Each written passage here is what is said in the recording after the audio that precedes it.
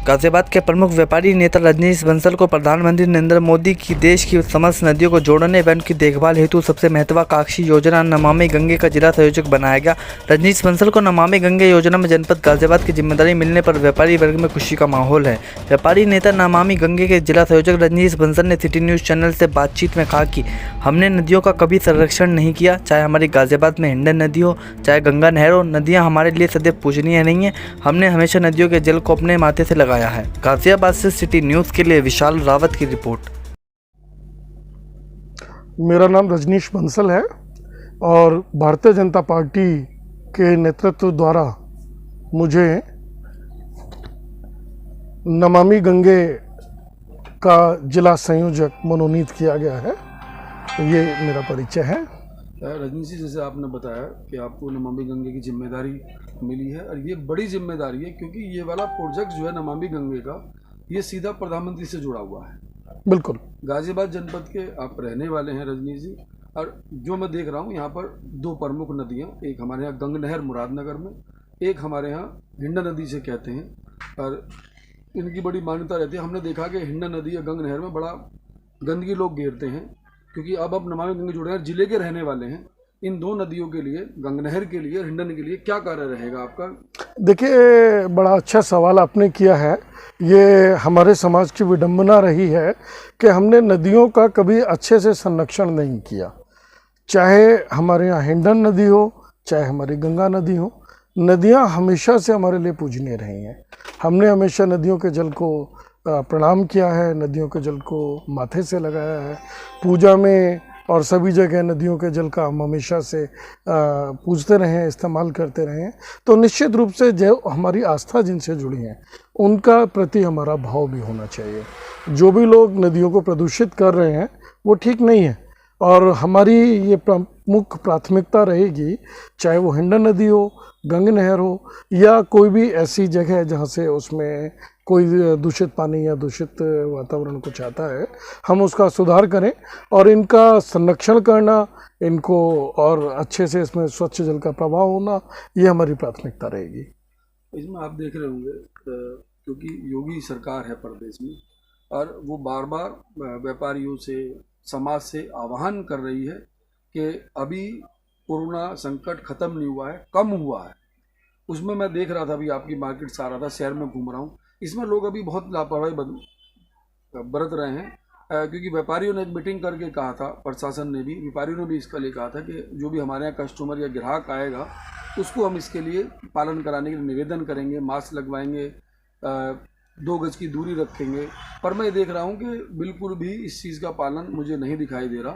इस पर क्या अपील करना चाहिए? देखिए रावत जी, ये बिल्कुल सच्चाई है कि लोग लापरवाह होने लगे हैं, और मैं देखता हूँ हमारी एक बड़ी अजीब परिस्थिति है कि हमारी मेमोरी बहुत शॉर्ट टाइम मेमोरी हो गई है। जब कोई दुर्घटना होती है, कोई कठिन परिस्थिति होती है, हम बहुत जल्दी पैनिक भी होते हैं, और अगर वो एक बार थोड़ा सा कंट्रोल आती है तो हम तुरंत उसे भूलने भी लगते हैं।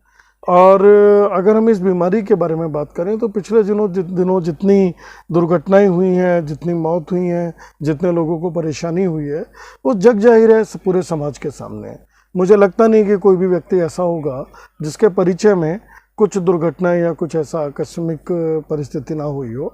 तो लेकिन जब सभी के साथ ऐसा हो रहा है तो ऐसे में लोग लापरवाही क्यों करते हैं, ये मेरे लिए बड़ा विषय है। जैसा आपने बताया, प्रशासन ने, व्यापारियों ने, हमने ये कहा कि भाई हम अपील करेंगे। निश्चित रूप से हम अपील कर भी रहे हैं।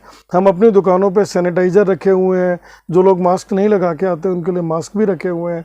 हम उन्हें अपनी तरफ से सैनिटाइज भी करने की कोशिश करते हैं, मास्क भी देते हैं। लेकिन उन्हें भी ये समझना पड़ेगा कि जिम्मेदारी खाली दूसरे की नहीं है, ये जिम्मेदारी खुद उनके अपने लिए है।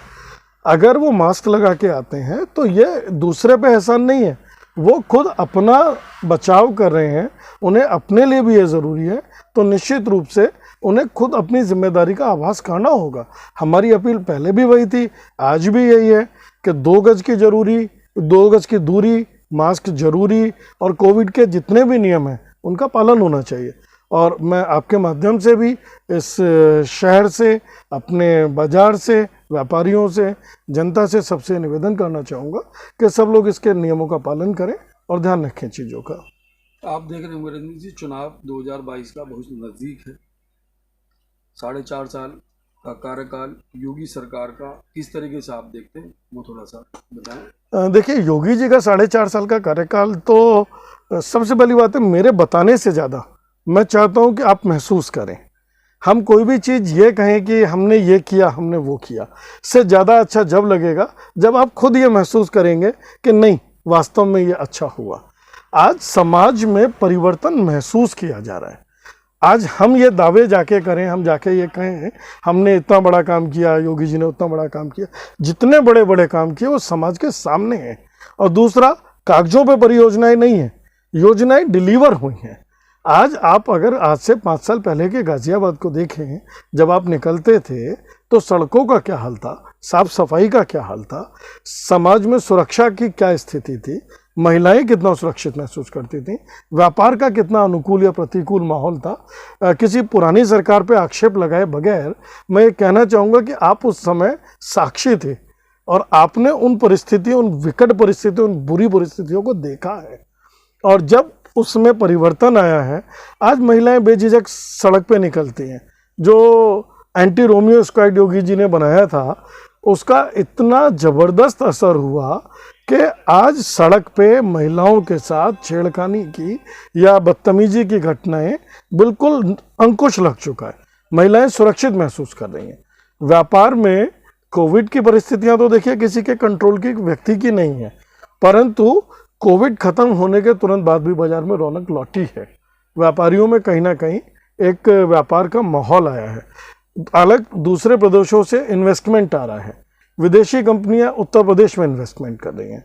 जो यूपी में काम हो रहा है वो सबको महसूस हो रहा है, दिख रहा है। मैं चाहूँगा जो चीज़ आप महसूस हो रही है, दिख रही है, तो उससे ज़्यादा अच्छा उदाहरण तो हो नहीं सकता।